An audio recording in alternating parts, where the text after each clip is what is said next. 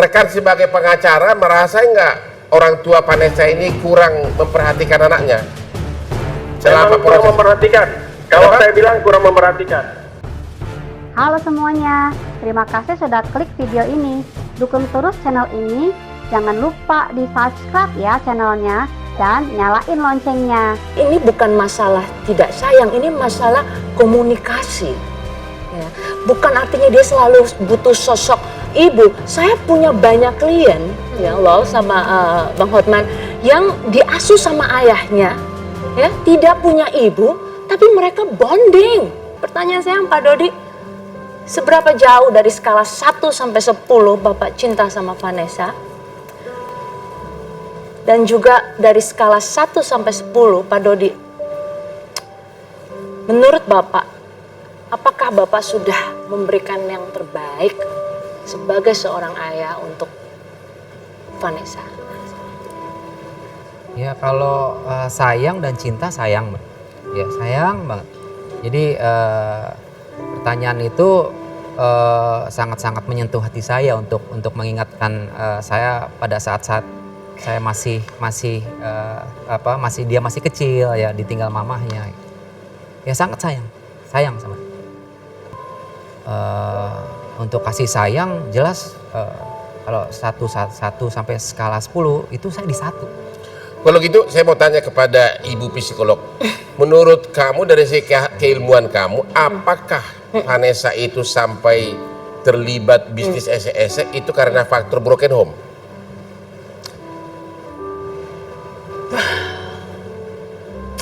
Kalau menurut saya ya, artinya saya di saat ini merasa bahwa walaupun dia sudah dalam usia dewasa di mana dia bisa bertanggung jawab sama hidupnya sendiri, tapi saya merasa bahwa seandainya ada perubahan, ada konseling, ada apa, jauh di awal, harusnya masalah ini nggak terjadi.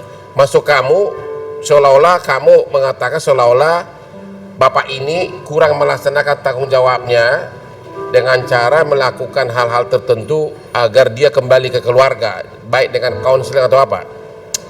Ada nggak kau temukan ada kelalaian di bapak ini?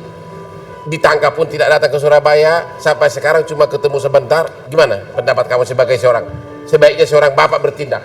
Oke, jadi saya mohon maaf, artinya kalau pendapat saya mungkin menyakiti atau tapi kalau dari penilaian saya harusnya idealnya harus lebih banyak lagi.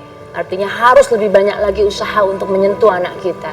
Harus jauh lebih tanggap lagi dalam menanggapi masalah kenakalan remaja. Saya yakin juga Bang Hotman juga mungkin para pemirsa di sini juga pernah menjadi orang tua, tahu anaknya rebel tuh kayak gimana, tahu. Tapi gimana pun juga kita harus berusaha untuk menjangkau dia, menjangkau hatinya, ya. Karena anak itu nggak ada yang terlahir nakal. Saya lebih berpikir bahwa ini bisa jadi tonggak di mana ada hubungan yang bisa diperbaiki di luar dari masalah kasus hukum dan sebagainya. Ini masalah bonding orang tua dan anak yang saya nggak bisa jelasin, ya.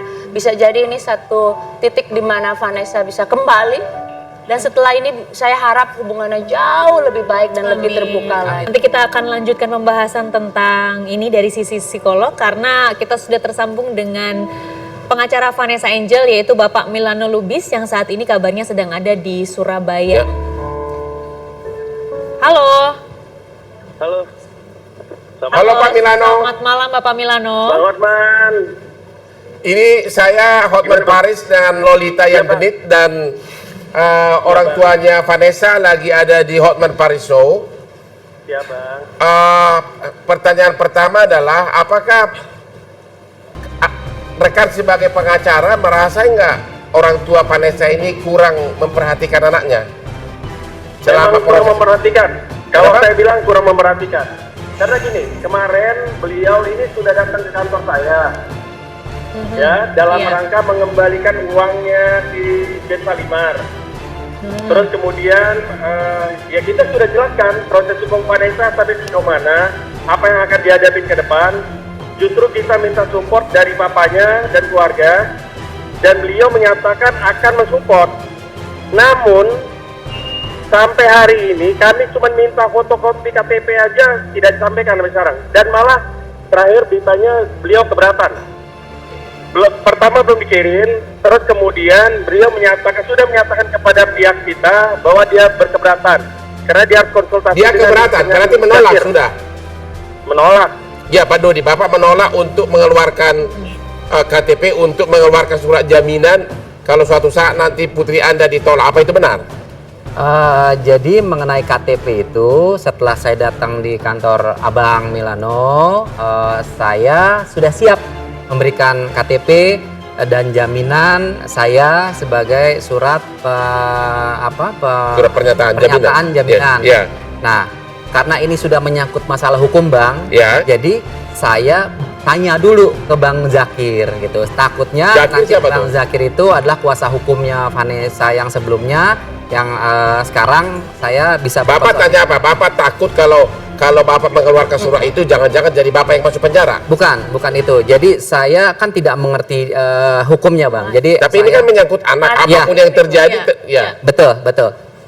Sekali lagi, saya hanya berkonsultasi ke Bang Zakir. Kata Bang Zakir, sebenarnya kalau untuk jaminan surat itu pengacara juga bisa, gitu sebenarnya. Tapi kalau misalnya memang Mohon maaf.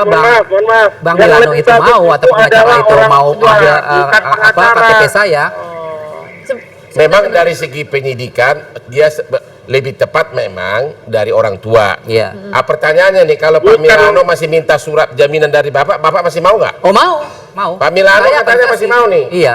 Jadi ini pertama kali kamu dengar bahwa bapaknya Vanessa ini mau mengeluarkan surat jaminan agar kalau suatu saat putrinya ditahan. Ini pertama kali. Iya. Oke Bang, mohon maaf Bang, saya soalnya didampingin Vanes. Terima kasih Bang. Oke, Bang, terima kasih. Yo.